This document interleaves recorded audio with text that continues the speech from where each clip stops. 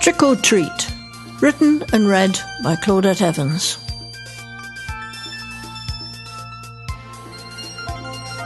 The double doors of the conservatory were closed overnight, as they always were at this time of year, to conserve energy. Clara opened them with great eagerness. It had taken 12-year-old Clara and her younger sister, 11-year-old Astrid, ages to persuade their parents to host the Halloween party, with most of their school friends invited. It had been especially difficult to convince their ultra-house-proud mother, Simone, who finally agreed under pressure from her husband, as long as it was confined to the glass and brick large extension, thereby avoiding sticky fingers ruining her designer furniture. "After all, it is the girls' playroom," said Father. "It's all washable in there anyway," Mother declared. Simone didn't like people in the house. Even close relatives were only ever invited on special occasions, and sleepovers were never on the agenda. Raiding their piggy bank, the two girls, with a little help from their father, had set about preparing the room. Inspired by the two resident spiders, the girls had decided to spin lots of silky webs, dangling large, furry black spiders with bright red fluorescent eyes all across the ceiling. Tied by strong cotton, Father ensured each one's height could easily be adjusted from a central point. This would enable the creatures to be lowered at the appropriate time to guarantee the optimum scare. To entice innocent visitors, dangling from the ceiling within snatching distance were gobstopper eyeballs, marshmallow balls filled with a jelly to resemble blood, gummy fangs, licorice bats, and snakes. During the week, they'd scoop the innards from pumpkins, carving grotesque faces into the outer skins, placing a nightlight in each one to be lit just before the guests arrived. Excitement built throughout the day.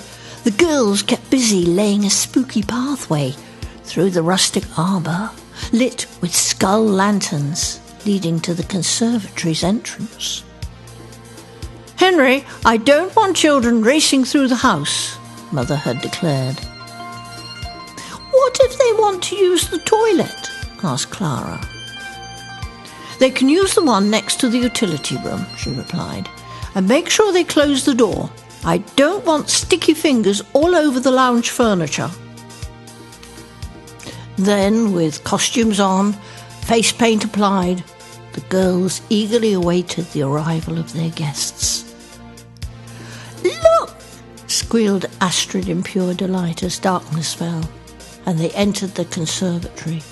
"Sammy's spun another web, and it's ginormous!"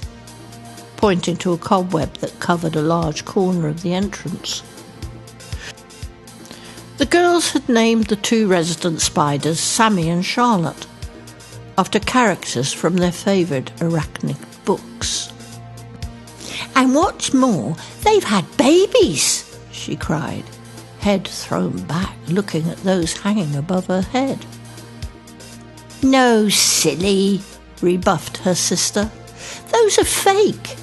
Remember, we helped Dad. It'll be fun when it's time to let them drop down."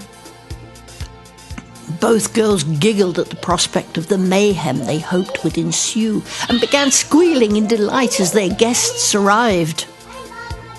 Father had spent all afternoon blowing up orange balloons, only to watch them all being burst within the first half hour.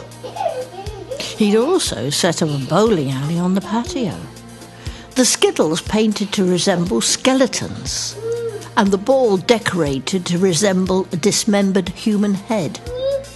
He'd even glued hair on the top for authenticity.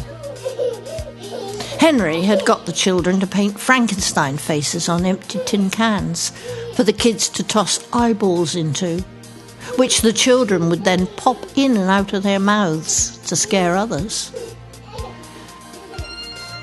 There was apple bobbing from a black cauldron. As Simone had insisted, the treats, along with the buffet and drinks, were mainly healthy, not wishing the children to become overloaded with a sugary rush. Outside, the coolness of the autumn evening had driven the children inside, where they were divided into twos. Each pair was given a roll of toilet paper, the idea being that one child transformed their partner into a mummy. Reluctantly, Simone, now resplendent in witch's attire, had agreed to judge. Sat, holding her broomstick as her sceptre, she suddenly screamed. Jumping up, she screamed again. "A spider's just landed on my shoulder!" Racing to her side, Henry laughed. "It's not real, darling." He tried to sound reassuring, knowing her fear of the creatures, but was surprised when he could find no trace of the offender. Clara and Astrid burst into fits of laughter. "It's not funny," cried their mother, trying to regain her composure. Winner announced, the fun games continued, squeals increasing in volume as the children discovered the blood-squelching marshmallows, running around with gummy fangs inserted in their mouths, having allowed the juice to run from the corners. "Mr. Jackson!" shouted one of the boys, tugging at the grown-up's sleeve with one hand and holding up a little girl's arm with the other. "Katie's been bitten!"